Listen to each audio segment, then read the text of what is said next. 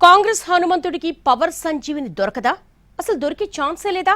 తెలంగాణలో పార్టీ అధికారంలోకి వచ్చి 2.5 ఏళ్లు గడిచినా తన వయసున్నోళ్లకు పదవులు వచ్చినా పార్టీలోకి కొత్తగా వచ్చిన వాళ్లకు సైతం అవకాశాలు వచ్చినా ఆయనకి మాత్రం ఎందుకు మొండి చేయి చూపిస్తున్నారు? టైం కోసం వెయిటింగా లేక సర్దుకోమన్న సంకేతమా? Let's watch. V Hanumantharao Congress senior leader, అంతకు మించి పార్టీకి లాయలిస్ట్. పుట్టి బుద్ధెరిగాక హస్తం గుర్తు తప్ప మరోటి తెలియని సిన్సియర్ కాంగ్రెస్ వాది. ఒక రకంగా చెప్పాలంటే గాంధీ ఫ్యామిలీ అంటే పిచ్చి.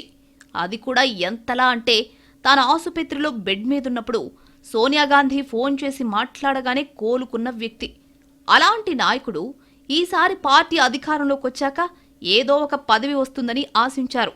అయినా 2.5 ఏళ్లు గడిచిపోయినా కనీసం ఆ వాసన కూడా రాకపోవడంతో ఇక ఛాన్స్ వస్తుందో రాదో అన్న నైరాస్యం పెరుగుతోందట. చాలామంది జంపింగ్ జపాంగ్లు ఉన్నా పార్టీకి పవర్ లేనప్పుడు కష్టకాలంలో కూడా 3 రంగుల జెండా కిందే ఉన్నారాయన. ఆరోగ్యం సహకరించకుండా నిత్యం ఏదో ఒక చోట కాంగ్రెస్ కోసం ఏదో ఒక పని చేస్తూనే ఉంటారు హనుమంతరావు.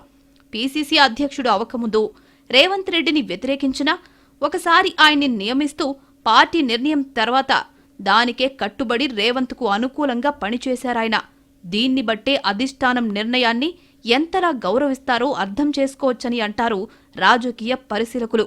అలాంటి సీనియర్కు ఇప్పుడు అధికారంలో ఉన్నా ఎలాంటి పదవి దక్కలేదు అన్న ఫీలింగ్ గాంధీ భవన్లో చాలా మందికి ఉందట. గతంలో పీసీసీ అధ్యక్షులుగా పనిచేసిన కేకే, డిఎస్ లాంటి వాళ్లు పార్టీ మారారు, బయట పదవులు పొందారు. కానీ వీహెచ్ మాత్రం పవర్తో సంబంధం లేకుండా పార్టీలోనే ఉన్నారు. బయటకు వెళ్లిన నేతలు మళ్లీ కాంగ్రెస్లోకి వచ్చారు, పదవులు కూడా పొందారు. వాళ్లకే కాదు వాళ్ల పిల్లలకు కూడా పోస్టులొచ్చాయి. కానీ వీహెచ్కు రాకపోగా ఆయన ఇప్పటికీ పార్టీ కోసం తప్పిస్తూనే ఉన్నట్లు చెప్పుకుంటున్నారు. ఎక్కడిదాకో ఎందుకు, తాజాగా ఢిల్లీలో రాహుల్ గాంధీని కలిశారు హనుమంతరావు. ఆ విషయాన్నే చెప్పుకుంటూ తెగ మురిసిపోతున్నారట ఆయన. రాహుల్ గాంధీని కలిసా, ఓబీసీ గురించి మాట్లాడా అంటూ గొప్పగా చెప్పుకుంటున్నారు. అదే ఆయనకు ఎనర్జీలాగా పనిచేస్తోంది అన్నది పార్టీలో ఉన్న అభిప్రాయం. ఎన్నికలకు ముందు పార్టీలోకి వచ్చిన వాళ్లు పదవులు పొందారు, తర్వాత వచ్చిన వాళ్లకు దక్కాయి.